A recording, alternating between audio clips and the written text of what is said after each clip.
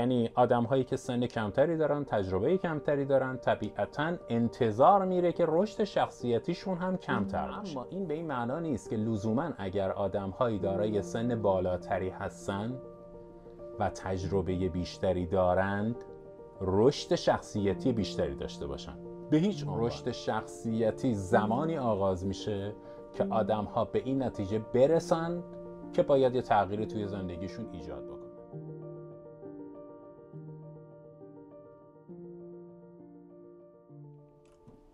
سلام، امیدوارم حالتون خوب باشه. در ادامه مبحث تشخیص رابطه سالم با ناسالم رسیدیم به این نکته که قبل از اینکه ما بتونیم رابطه بین دو نفر را تحلیل بکنیم و به این پی ببریم که چه رابطه سالمه و چه رابطه ناسالم، یه پیش نیاز اساسی و خیلی جدی داره. و اون پیش نیاز چیه؟ این که بین این دو نفر آدم، هر کدوم از این آدم ها به تنهایی نوع رابطش خودش با خودش به چه شکلیه. یعنی روابط بین آدم ها، روابط بین فردیشون برمیگرده به این که رابطه هر کدوم از افراد با خودشون چگونه است. پیش نیازهایی رو برای این مبحث در واقع مطرح کردیم و ویدیوهاش رو هم که توی یوتیوب قرار دادیم. چند تا آیتم رو با همدیگه بررسی کردیم. یکی دیگه از آیتم هایی که واقعا حائز اهمیته نحوه رشد فردی و رشد شخصیتی یک آدمه. هر چقدر که یک آدم رشد شخصیتی سازنده‌ای داشته باشه، این به سمت برقراری ارتباط سالمتر چه با خودش چه با محیط پیرامونش نزدیکتر میشه. و از اونجایی که گفتیم تأثیر محیط بر روی ما آدم ها عملاً ناچیزه و محیط فقط برای ما فرکانس ارسال میکنه، فرکانس ساطع میکنه، چه مثبت و چه منفی، و ما بر اثر دریافت اون فرکانس ها ذهنمون تصمیم میگیره که چه واکنشی رو رفتار بکنیم. یعنی ما انتخاب میکنیم که خوشحال باشیم یا پرخاشگر باشیم نسبت به لبخند دیگران یا نسبت به توهین آدم ها. پس این برمیگرده به این که رشد شخصیتی من به کدوم جهت تمایل داره، گرایش داره. اما منظور از رشد شخصیتی چیه؟ رشد شخصیتی یعنی به تغییر و تحولاتی اطلاق میشه که در طول زندگی یک فرد رخ میده و باعث توسعه و بهبود جوانب مختلف شخصیت اون میشه. شخصیت یک مجموعه از ویژگی‌ها، ارزش‌ها، باورها و رفتارهایی که هویت یک فرد رو تشکیل میده. رشد شخصیتی به معنای پرورش و تقویت جوانب مختلفیه. این جوانب مختلف کدوم هستن؟ 1. خودشناسی. 2. پذیرش و توانمندی در مقابل چالش‌ها. 3. مهارت‌های ارتباطی. 4. اتخاذ ارزش‌ها و اصول زندگی. 5. آگاهی از احساسات و عواطف شخص.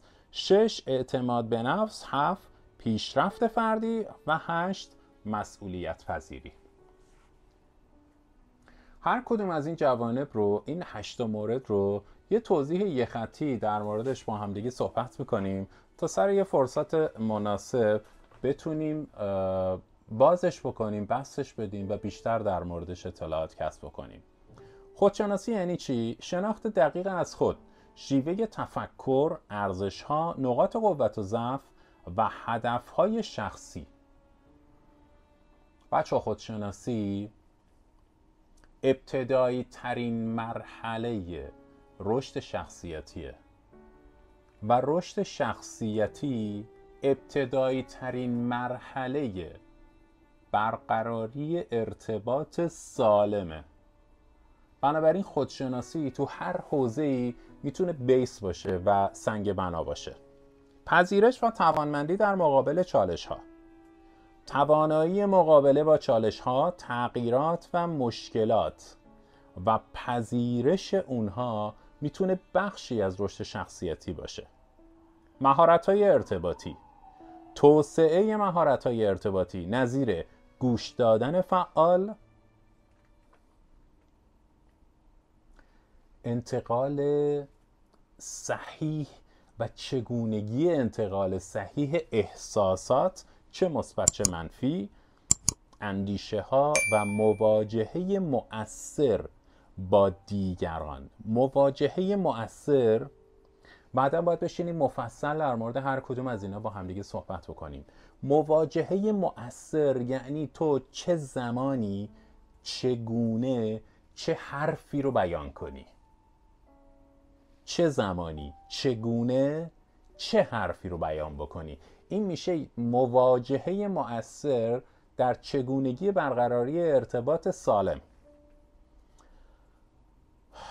اتخاذ ارزش‌ها و اصول زندگی، تدوین و پیش گرفتن ارزش‌ها و اصولی که به شخص کمک میکنه و جهت درست بهش میده، هدایتش میکنه تو مسیری که نهایتاً بتونه یک تصمیم درست در مورد مسائل مختلف و گوناگون بگیره. اعتماد به نفس، تقویت اعتماد به نفس و افزایش اعتماد به توانایی‌ها و مهارت‌های فردی، آگاهی از احساسات و عواطف، درک و مدیریت احساسات و عواطف خود از جمله احساسات منفی و احساسات مثبت، پیشرفت فردی، تحقق اهداف شخصی، انگیزه و علاقه به یادگیری و پیشرفت در زمینه‌های مختلف زندگی، مسئولیت پذیری، قبول و تحمل مسئولیت‌ها و اعمال ویژه، چه سخت، چه آسان، چه لذت بخش، چه طاقت فرسا. این هم بخشی از ایجاد یک فضاییه که به رشد شخصیتی شما کمک میکنه. اما رشد شخصیتی چجوری کورس ترم مدت زمان خاصی داره، سن خاصی داره، آیا پیش نیازهای عجیب غریبی داره؟ هیچ کدوم اینها نیست. رشد شخصیتی زمانی آغاز میشه که آدم‌ها به این نتیجه برسن که باید یه تغییری توی زندگیشون ایجاد بکنن. رشد شخصیتی نه تعداد مشخص و معینی از کورس‌ها و واحدهای آکادمیکه، نه مجموعه ای از کتاب‌هایی که ما باید بخونیم و پاس کنیم، نه مواجهه شدن با شرایط عجیب غریبه. هیچ کدوم اینها نیست. رشد شخصیتی یک پروسه زمان بره. البته که سن و سال آدم ها این فضا رو براشون ایجاب میکنه که تجربه ها رو کسب کنن. یعنی آدم هایی که سن کمتری دارن، تجربه کمتری دارن، طبیعتاً انتظار میره که رشد شخصیتیشون هم کمتر باشه. اما این به این معنا نیست که لزوماً اگر آدم هایی دارای سن بالاتری هستن و تجربه بیشتری دارند رشد شخصیتی بیشتری داشته باشن. به هیچ عنوان این گونه ما نمیتونیم اطلاق بکنیم در مورد این مسئله. رشد شخصیتی آدم ها برگرفته از قدرت اراده و خواستشونه. این که تو بخوای چقدر آدم متفاوتی باشی، اینکه تو چقدر بخوای آدم منحصر به فردی باشی، اینکه تو چقدر آدم مؤثری باشی، یا اینکه نه تو اصلا به این فکر نمی کنی که تو هم میتونی تاثیرگذار باشی، داری یک مسیری رو طی میکنی یک نواخت. بنابراین رشد شخصیتی آدم ها برگرفته از اون کاراکتر شخصیتی و تعریف فرد از خودش برای خودشه و علاقه اون به چگونگی برقراری ارتباط و چگونگی اثرگذاری روی پیرامون خودشه. پس رشد شخصیتی آدم ها میتونه متفاوت باشه، نه ژنتیکه، نه به میزان تحصیلات آدم ها برمیگرده، نه به سطح زندگیشون، نه به اقلیمی که درش زندگی میکنن و نه حتی به فرهنگی که در اون زاده شده و رشد کرده. به همین خاطر که ما توی یک فرهنگ تنوع بیشماری از آدم‌ها با رفتارهای متفاوت، طرز تفکرهای متفاوت و عملکردها و نتایج متفاوتی هستیم. بنابراین رشد شخصیتی یک اتفاق از اراده شخصه. لزوما همه هم نباید داشته باشن. لزوما همه قرار نیست که کاراکترهای تاثیرگذاری باشن، به همون جهته که لزوما همه روابط سالمی نیستن. همه آدمهای خوشحالی نیستند، حتی با خودشون دنبال بهانه هایی هستند از بیرون. آدمهایی که به رشد شخصیتی میرسن از وجود دیگران لذت میبرن، از هوای تمیز، از چهچه پرنده ها، از مناظر زیبا لذت میبرن. اما اگر در شرایطی قرار گرفتن که فقط بیابان بود و فقط قحطی بود، باز هم اون با اون شرایط میتونه فاکتورهایی رو درون خودش پیدا بکنه که به خودش امید بده و به خودش کمک بکنه که از این مسیر عبور کنه. قراره از رشد شخصیتی برسیم به اینکه چگونه آدم ها میتونن خودشون با خودشون حالشون خوب باشه. و نقطه سرخط، آدم هایی که حالشون با خودشون خوبه، نوع رابطهشون با خودشون رابطه سالمیه.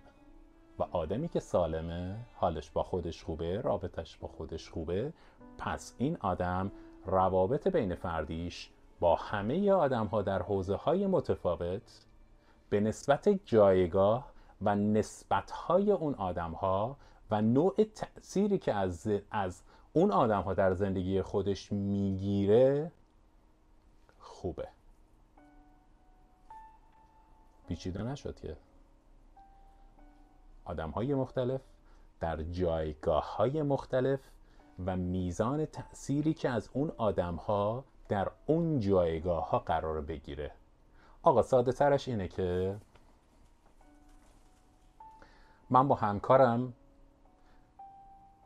به میزان نسبیت همکاری و در جایگاه اون میام خرج کردن احساس رو، نحوه برقراری ارتباط دوستانه، میزان صمیمیت، نوع برقراری ارتباط کلامی، انتخاب واژه هایی که با اون آدم دارم، نحوه نگاه کردنم، نوع خندیدنم، میام تعریف میکنم به نسبت مادرم، برادرم، خواهرم، همسرم، فرزندم. هر کدوم اینها جایگاه هاشون متفاوت و نوع رفتارهایی که ما با این آدم ها داریم هم باید متفاوت باشه.